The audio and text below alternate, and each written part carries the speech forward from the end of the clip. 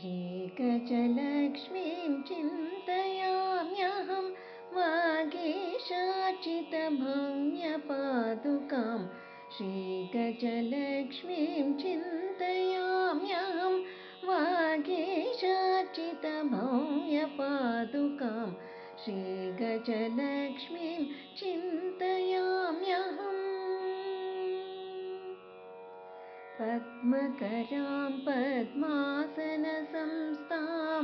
पद्मनाभहृत्पद्ममन्दिरां पद्मकरां पद्मासनसंस्थां पद्मनाभहृत्पद्ममन्दिरां पद्ममुखीं पद्मासुरेश्वरीं पद्मिनीं महापद्मवनगतां पद्ममुखीं पद्मासुरेश्वरीं पद्मिनीं महापद्मवनगतां श्रीगजलक्ष्मीं चिन्तयाम्यहं वागीशार्चितभव्यपादुकां श्रीगजलक्ष्मीं चिन्तयाम्यहम्